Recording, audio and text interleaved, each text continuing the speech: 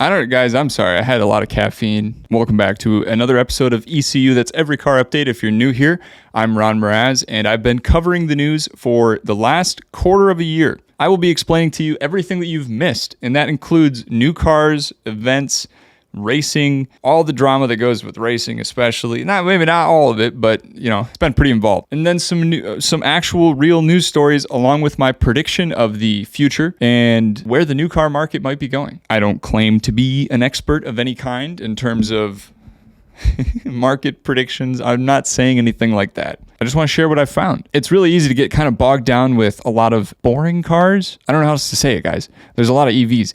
But there have been a lot of really cool cars coming out that still haven't been announced, and cars that, of course, have actually already come out. If we take a step back and we keep all of that in mind, hopefully I'll be able to help you today get a better idea of the automotive world. It's been a quarter of a year. Thank you for everyone who's watched so far. This is the first ever quarterly State of the Car episode for Every Car Update. I'm Ron, and you're watching ECU.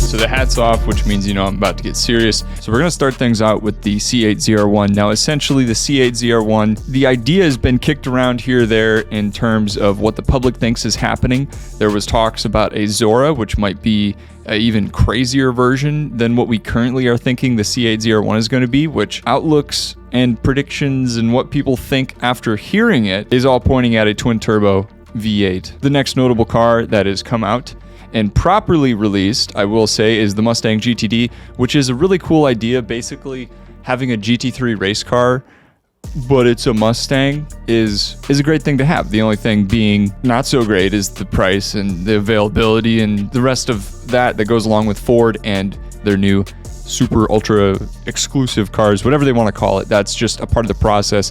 My bet is you probably won't see as many Mustang GTDs as the C8ZR1. It's just a prediction though. The next few are not technically real, and what I mean by that is the Honda Prelude was just announced and it's a concept car. The other one is the Toyota MR2, and this I have to check, and I will throw on screen what I've found really quickly about the MR2. So there were some renders that were kind of leaked or pseudo confirmed. I don't know. The rumor mill has embraced the Toyota MR2 and what we think it could be. Throw on the screen if there's anything from the Japanese mobility show that was today or yesterday. If not, just know that it might be on the horizon. From Italy, we have a couple of new cars. That would be the electric Lamborghini. Obviously, there's the Revoluto, which I do believe I covered at some point, but the Revoluto is replacing the Aventador. We all understand what that thing's goal is, where now there's an electric Lamborghini and it looks like a really tall version of a slick, bulky road car. It's like kind of an SUV. They're going for something, quote, different, and I understand that. You need to have that perspective when you're trying to shove something down the throats of the public, right? That's kind of where EVs are at. Let's be honest. Let's not kid ourselves. The other one from Italy is the Alfa Romeo 33 Stradale, and that one is also cool and arguably much cooler than the Lamborghini. And that is because it is based on retro design and it looks the part, as well as having presumably the performance. This is not in anyone's hands yet, but it looks cool. Those are what I would say have been the most notable car releases. If you want to know or learn more about the specifics of these cars, you can check out the ECU playlist below, and that's going to go for everything else we're going to talk about.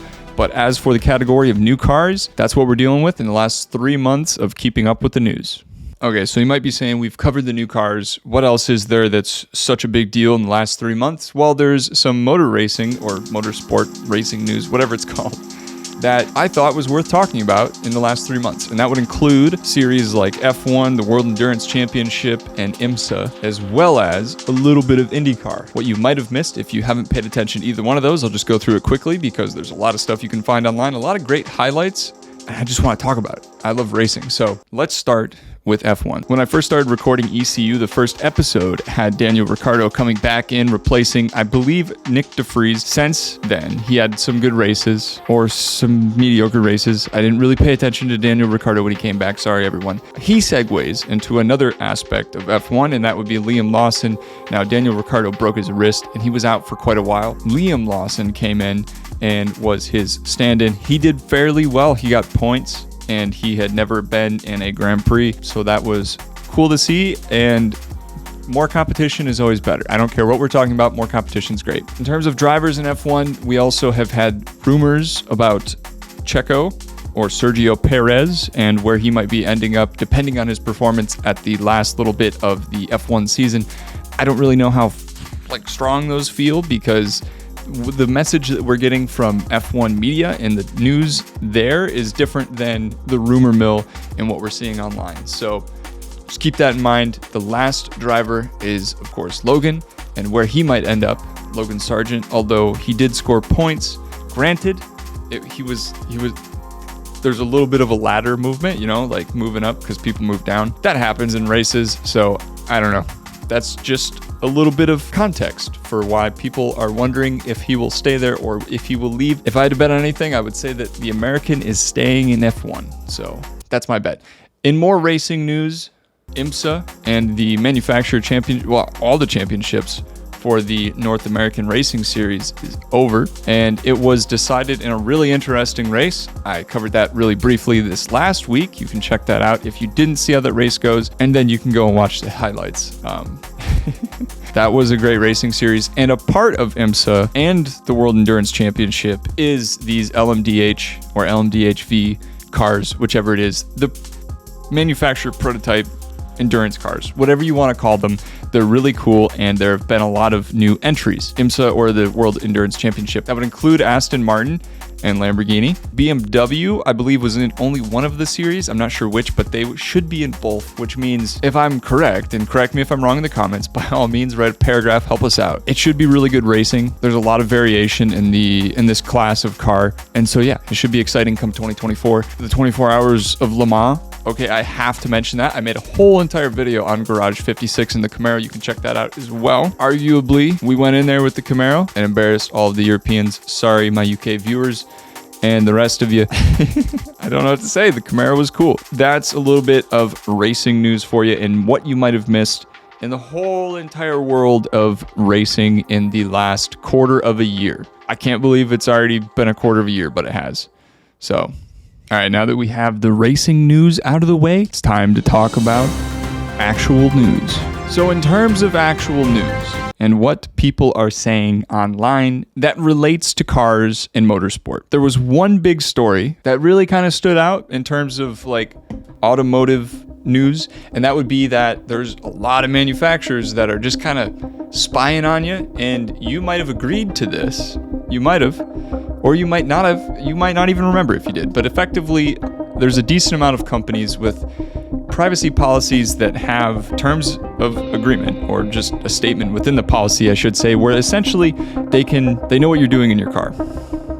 They know about your habits in your car. They know about the back seats.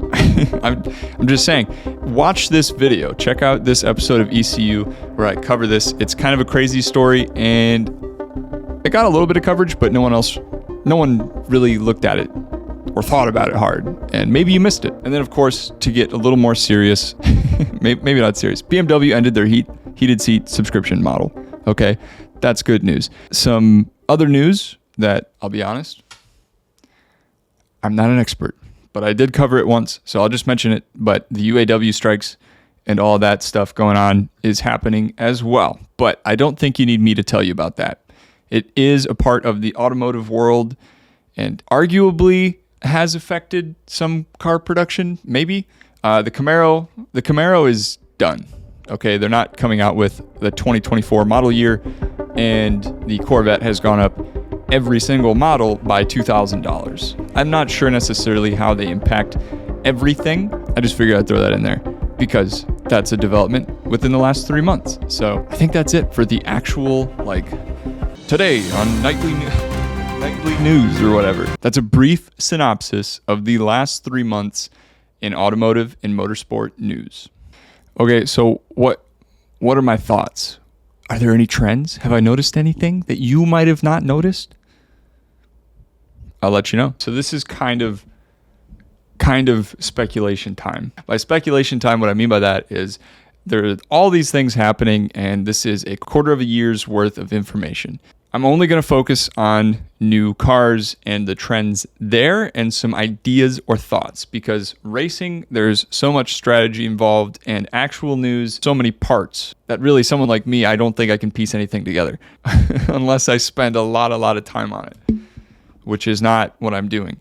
I will say, however, that I have thought about all of these new cars and EVs and the impact on the market and the market's impact on the manufacturers. The most obvious aspect of new cars in the year of our Lord 2023 is that electric vehicles are being pushed whether you like it or not. Now, what does that mean?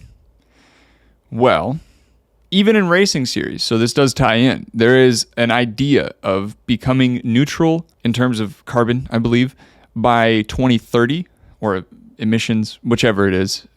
Effectively, whether a government from a state or at a national level, or a governing body of a racing series, or just a manufacturer decides to mandate a date by which we have to be carbon neutral and nice to the environment. When that happens, forcing a market to move with something like this is not an iPhone. I can't just say with certainty as a regulatory body that once I tell you to change something, every stakeholder involved will go along with it. Not with cars, because arguably the biggest stakeholder, being the customer, has so much more say in this than an iPhone. USB-C is great. I'm glad that the iPhone switched over. I don't have to talk to anyone about lightning cables anymore. What cable do you have? That's nice. What's not nice is the lack of having something that's actually reliable when you need it to be long term. If you look at YouTubers, right? You have, I believe, Tavares. He's got a P1. It was flooded in Florida, and that's kind of what he does. He rebuilds cars and stuff. And he told his channel, or I guess just an audience, right? It's free to watch. He's going to remove the hybrid system and he's going to make it the world's fastest McLaren. Super cool. I'm down for that. I guess his audience wasn't. Granted, that was because they wanted it to be built exactly the same, but that was never going to happen. And so he's chosen a different route, which is more reliable. The reason I bring it up is because the battery in the P1 was not meant to last like super long term. And if you have an issue with an integrated battery like that, it's not a kind of issue you can resolve by replacing a few metal parts or an oil change or new fluids, right? Like a battery is a big issue. And yes, there are aspects of that like on a normal car. The whole point in bringing up batteries is simply that, I'm sorry, but nothing is gonna outlast like a big old diesel Caterpillar, whatever. We've been working with internal combustion engines for over 100 years, I believe now. And when we'll just call it regulatory body, tries to force something onto a market, a free market, well, it'll only go so far. And that's why recently you have, say, Toyota's CEO saying, hey guys, EVs does not make sense right now. So why are we doing this? We should be doing hybrids. And, Toyota, they have the Prius. I can understand that. But he does have a point. And there are a lot of people now that have been seeing more of. This is why I bring this up. And this is where the monologue ends. But I have been seeing more people suggesting that we are not going to make 2030 with EVs or 100% or even probably 50%. I believe EVs take up like less than 10% of the market right now. I saw a paper on vehicle to grid, which essentially uses the batteries in the vehicles and the charging infrastructure and all that. And this was in a lecture, and the professor made a good point. He made the point that, well, the market is just way too small for that, for a system like this, which people are planning for EVs at large scale. For a system like this to work, you need more market participation. You need more people with these cars, with that lifestyle, and I just don't see that happening. The reason I'm telling you this is because I believe we won't see internal combustion engines die off. I think what's more likely going to happen, because I don't believe you can force a free market that's as divided as arguably this market is, for whatever that means. I don't believe that you can force that amount of people to go along with something like this.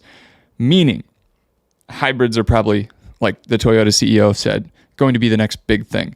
There always will be EVs at this point, with Tesla and larger manufacturers throwing so many resources at it. But I think internal combustion engines in trucks and utility vehicles are going to stick around. I think hybrid is probably going to stay popular in terms of the next production car, what people are going to make next. And then hopefully, if we're loud enough, we will be able to hold on to internal combustion engine, maybe manual sports cars. I hope. I don't want them to go away. That's my future predictions. I think hybrids are going to be popular. I think EVs will always be around, but I don't think we're getting rid of internal combustion engines. And I don't believe we're going to meet any of these things by 20 whatever. Okay. But that won't prevent more manufacturers from coming out with EVs.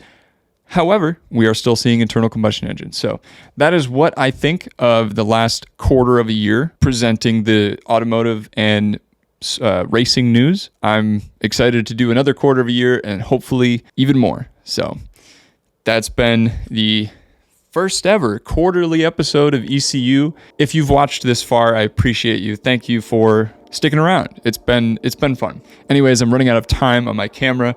I will see you again next week. Video pretty soon here about editing pictures in Lightroom and Photoshop. I'm live on Fridays. I've even launched channel memberships. You should check it out. There's emojis. There's a level where I will edit a picture of your car every month. So I'm excited for that. Hope to catch you in the next one. See you later.